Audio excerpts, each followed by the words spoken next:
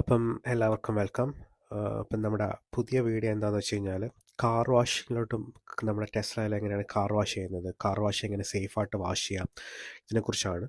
അപ്പം നമുക്കിത് ഇവിടെ നമ്മുടെ ആപ്പിൻ്റെ അകത്ത് അല്ലെന്നുണ്ടെങ്കിൽ ഇന്നത്തെ നമ്മുടെ സ്ക്രീനിൻ്റെ അകത്ത് തന്നെ നമുക്കൊരു ഡെഡിക്കേറ്റഡ് ആയിട്ടുള്ള കാർ വാഷിങ്ങിൻ്റെ ഒരു ഓപ്ഷൻ ഉണ്ട്.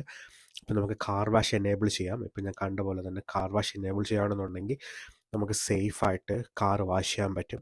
അപ്പം കാർ വാഷ് സേഫ് ചെയ്യുമ്പോഴത്തേക്ക് ഏതൊക്കെ കാര്യങ്ങളാണ് നമുക്ക് ഓഫ് ചെയ്യേണ്ടത്, എന്തൊക്കെ കാര്യങ്ങളാണ് ഇമ്പോർട്ടൻസ് ആയിട്ട് ചെയ്യേണ്ടത് എന്നതിനെക്കുറിച്ചൊക്കെയാണ് നമ്മൾ ഇന്നത്തെ ഈ വീഡിയോയിൽ കാണിക്കുന്നത്. അപ്പം കാർ വാഷ് ടെസ്ലയിൽ കാർ വാഷ് ചെയ്യുമ്പോൾ നിർബന്ധമായിട്ടും ചെയ്തിരിക്കേണ്ടതാണ് കാർ വാഷ് മോഡ് എനേബിൾ ചെയ്യണം. അപ്പം കാർ വാഷ് മോഡ് എനേബിൾ ചെയ്യുമ്പോഴാണ് ഇത്രയും ഡീറ്റെയിൽസ് ആണ് അതിനകത്ത് ഓഫ് ആവേണ്ടത്. ഇത് വളരെ ഇമ്പോർട്ടൻ്റ് ആണ്.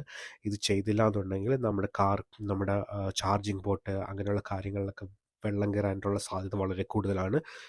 അപ്പം ഇലക്ട്രിക് കാർഡ്സിൽ ഇത് വളരെ ഇമ്പോർട്ടൻ്റ് ആണ്. അപ്പം എന്താണെന്നുണ്ടെങ്കിലും നമ്മൾ ഇത് കാർ വാഷ് മോഡ് ആക്ടിവേറ്റ് ആക്കിയതിന് ശേഷം മാത്രമേ നമ്മൾ കാർ വാഷ് ചെയ്യാൻ പാടുള്ളൂ. അപ്പോൾ കാർ വാഷ് മോഡ് ആക്ടിവേറ്റ് ആക്കുമ്പോൾ നമുക്ക് എന്തൊക്കെയാണ് അതിനകത്ത് എനേബിൾ ആവുന്നതെന്ന് വെച്ച് കഴിഞ്ഞാൽ നമുക്ക് current speed limit 10 miles per അവറിലോട്ടാവും.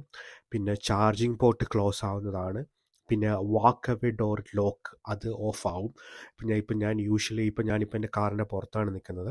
അപ്പം ഞാൻ കാറിൽ നിന്ന് പുറത്തിറങ്ങുകയാണെന്നുണ്ടെങ്കിൽ എൻ്റെ ഡോർ ഓട്ടോമാറ്റിക്കായിട്ട് ലോക്കാവും. അപ്പം അത് അവർ ഓഫാക്കും.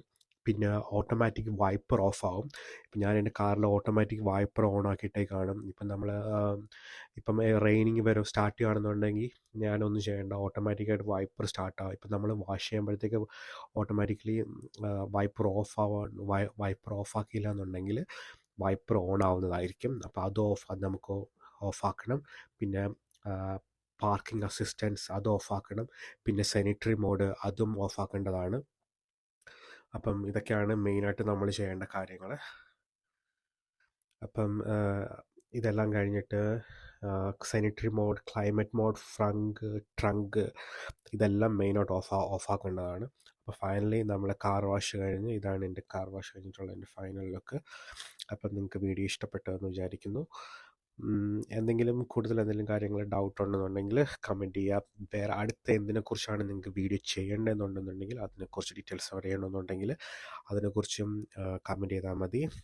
അതിനെക്കുറിച്ചും വീഡിയോ ചെയ്യുന്നതായിരിക്കും. Okay, thanks, by.